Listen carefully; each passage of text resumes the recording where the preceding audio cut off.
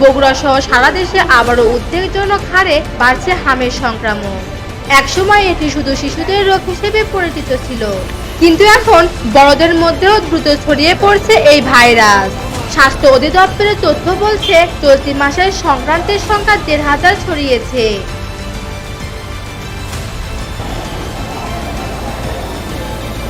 ফলে সাধারণ মানুষের মধ্যে বাড়ছে দুশ্চিন্তা। দেশের বিভিন্ন অঞ্চলের সংক্রমণের হার বিশ্লেষণ করলে দেখা যায়, ঢাকা, নরসিংদী, গাজীপুর, ময়মনসিংহ ও রাজশাহী জেলায় আক্রান্তের সংখ্যা তুলনামূলক বেশি। তবে অন্যান্য এলাকাও পিছিয়ে নেই। শিশুদের পাশাপাশি বয়স্কদের আক্রান্ত হওয়ার খবর আসছে নিয়মিত। বিশেষ করে উত্তরবঙ্গের গুরুত্বপূর্ণ জেলা বগুড়ায় পরিস্থিতি ধীরে ধীরে জটিল হয়ে উঠছে। বগুড়ার মোহাম্মদ আলী হাসপাতালে সম্প্রতি ভর্তি হয়েছেন ৩৪ বছর বয়সী এক নারী। জ্বর, শরীরে লালচে ফুসকুড়ি এবং দুর্বলতা নিয়ে হাসপাতালে আসার পর চিকিৎসকরা তাকে হাম রোগে আক্রান্ত হিসেবে শনাক্ত করে।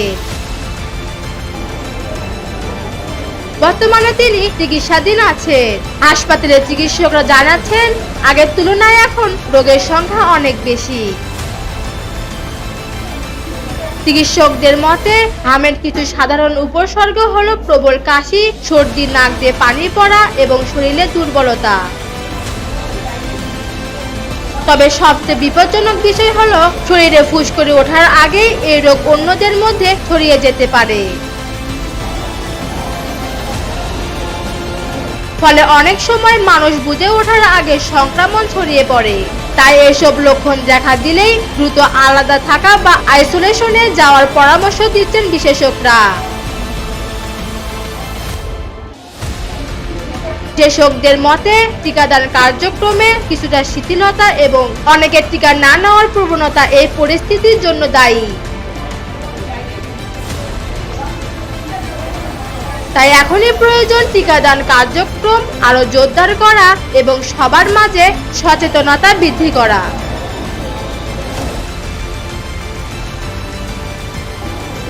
মনে রাখবেন, সময় মতো টিকা নেওয়া এবং সচেতন থাকাই পারে হামের মতো সংক্রামক রোগ থেকে আমাদের সুরক্ষিত রাখতে। আরোহী দাস, পূজা, চ্যানেল 10।